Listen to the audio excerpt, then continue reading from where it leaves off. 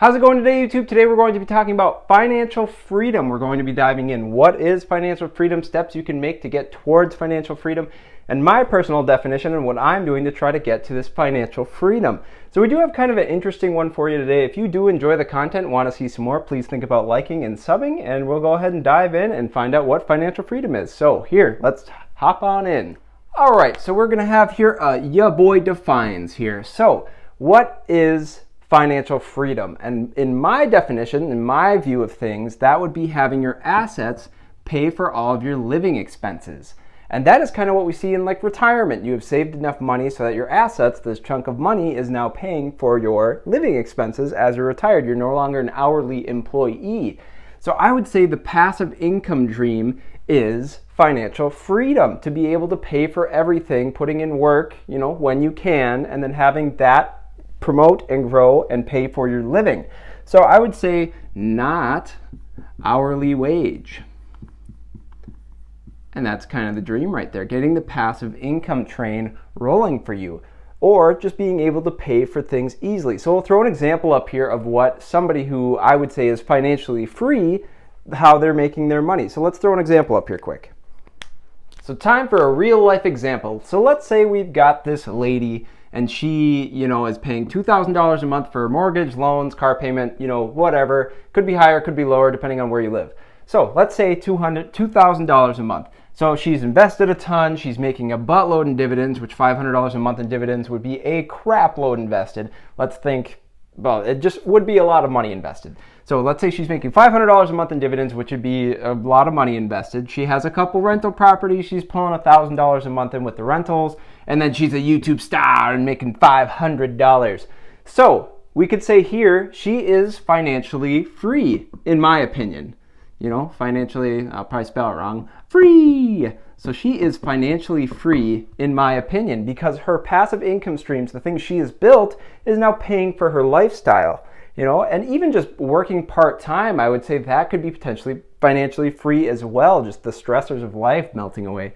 So where is that money at right now with being financially free? So my bills, roughly, let's say, just for the sake of math, is $2,000 a month. That's mortgage, that's loans. I have student loans right now I'm still working on, and internet, etc., power, heat, all that stuff. So let's say roughly $2,000 a month I'm spending on that stuff. For me, dividend-wise, not even close to that $500, but I'm making about $20 a month roughly in dividends. Some months more, some months less. Companies pay out in different time frames, so some months more, some months less. Roughly per year, I'm making like $300 or so, $250 to $300 per month in dividends. So let's say $20 per month in dividends. The other thing I do, which I will link a video to show people how to do this because it is pretty interesting and I think it's really fun, is I leverage the shares I already own. So I sell call and put contracts to people and I sell them really far out of the money. So most of them have really not come to fruition, but I make roughly $220 of passive income per month off of that. So with this dividend money and with this money I'm making off leveraging my shares, what am I doing with that money? Oh, also let's hit, how much am I making on YouTube? Oh, Bub Kiss right now, guys. Bub Kiss, which is just, teardrop, but we'll get there someday.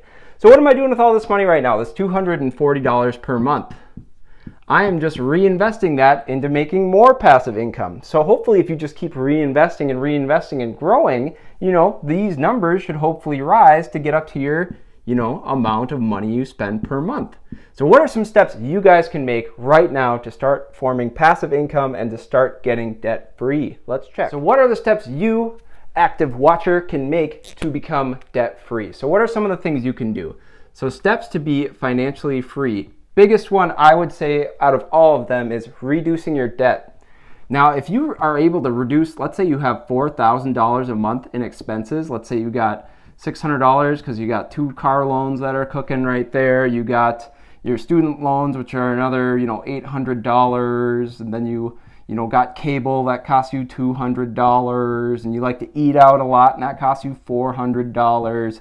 Let's just quick math. That's $2,000 of expenses that hopefully could be knocked out. So instead of trying to reach that goal of $4,000, which seems quite unattainable, you could get yourself down to $2,000 by just reducing debt loads and really firing the cannons on debt. And I've done this, and I've done the Dave Ramsey method of the debt snowball, which I really like. Hit your smallest debt and then go ahead and go higher and higher. I like to hit the high interest ones, which is debt avalanche, but we're not really getting into that today. But I would say reducing debt is one of the hugest ways to be free, and one of the hugest ways just to not have to work full time if you don't want to, if that's part of your personal happiness. For me, I would rather be at home with my family than be, at my job. I'd rather spend 8 hours with my family than spend 8 hours to have a car payment that I don't even care about. So, that's just my personal view on these things. So reducing debt, and I would say not all debt is bad. Some people are just debt haters, and I would say, if you can get a decent amount increase in your job wage, if you go back to school for something, that debt I think is justified, not a ton of debt, but I think that debt is justified. And I would say in terms of like, if you make a $40,000 increase in your wage or something like that, and your debt is below that you had to take out to get that increase, then that was totally worth it, I would say, in my opinion. Also, if you took out debt, if you took out $150K for a house, a rental, and you get somebody renting it, then somebody's going to be paying that mortgage. You're just going to gain the equity over time, and you're going to get passive income from the difference between your rent and how much they're paying. So not all debt is bad, guys, I would say, and that might be, a little bit crazy to say, but that's just how I feel about that. I would say build passive income streams. So for me, my passive income streams is YouTube. We're trying to get the YouTube train going. I really enjoy this stuff and I look it up all the time. So it's like, why not make some videos on it? So if you're passionate about something, maybe think about like, a YouTube channel, very cool YouTube channel. If you're, artistic, which I don't have an artistic bone in my body, I'm stuck on stick figures basically. But if you're artistic, I have some artistic sisters, maybe you could be like an author. Write books, you get royalties for these things, you could do something like that. Investing is another big one that I like to do for the passive income. Learn how to leverage shares, and I'll have a video in the description to show how to leverage shares if you're into that sort of thing. So just different things you can do, and saving is big too. For financial freedom, if you get hit by one big bill and that wipes you out and stresses you out and causes divorce, that is not being financially free. So having some money in the bank to deal with some problems too. So just a few steps you can take, biggest being reducing that debt is huge. That's going to, relieve the stress, not make you have to work as much, just increase your quality of life, I feel, in my opinion. So these are the steps I would say to get financially free. All right, so now we're just going to cap off the video and say, what is financial freedom? And simply put, it's ins versus outs. You have way more coming in from all of your streams, like you would in retirement because you've been saving, and then you're going to eventually get that stream of income for yourself. If you have way more coming in, you have $4,000 coming in, and you have $2,000 coming out, that's not a bad spot to be in. If these numbers are reversed, it's a very bad spot to be in. So if you're in that situation, you got to get it figured out real quick and reduce that debt load.